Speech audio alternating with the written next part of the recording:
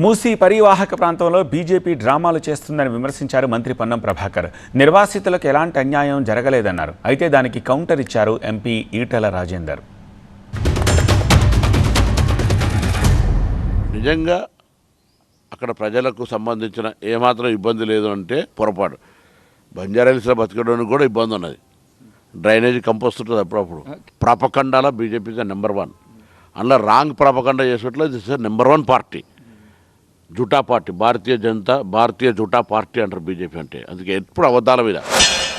మీలాంటి వాళ్ళు ఇట్లాంటి మాటలు మాట్లాడి అబాస్పాలు కావద్దు. రియాలిటీ ఏందో తెలుసుకునే ప్రయత్నం చేయి. నువ్వు ఒక మంత్రిగా ఉన్నావు, బాధ్యతాయుత స్థానంలో ఉండి ఇట్లా ఇంత బాధ్యతారహితంగా మాట్లాడడం అనేది నీకు మంచిది కాదు. నేను ఒకటే మాట, ఒకవేళ పొన్నం ప్రభాకర్ గారు ఇది డ్రామా అని కనుక అంటే ఫీల్డ్ మీదకి రా, ప్రజలు అడుగుదాం.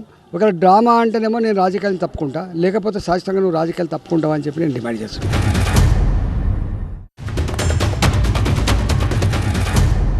ఏ ఒక్కరిని బలవంతంగా ఖాళీ చేయడం కానీ ఇల్లు కూలగొట్టడం కానీ చేయలేదు. మూసీ పరివాహక ప్రాంత ప్రజలకు మరొక్కసారి తెలంగాణ ప్రభుత్వం తరఫున విశ్వాసం ఇస్తా ఉన్నాం, విజ్ఞప్తి చేస్తాను. ఇటువంటి రాజకీయ నాయకుల యొక్క దుష్ప్రచారాన్ని నమ్మకండి. బాపుఘాట్ ప్రతిపాదనలు రాగానే గాడ్సేని ప్రేమించే వీళ్ళు బాపుఘాట్ అభివృద్ధిని ఓర్వలేక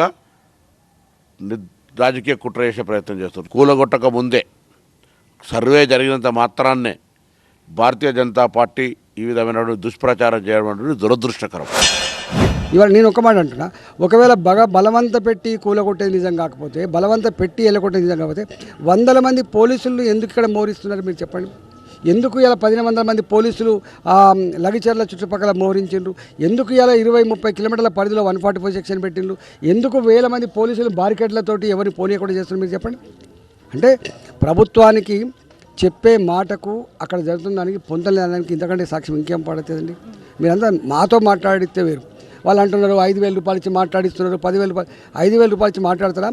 వాళ్ళ భాష ఏందో వాళ్ళ మాటలేందో వాళ్ళు వినండి.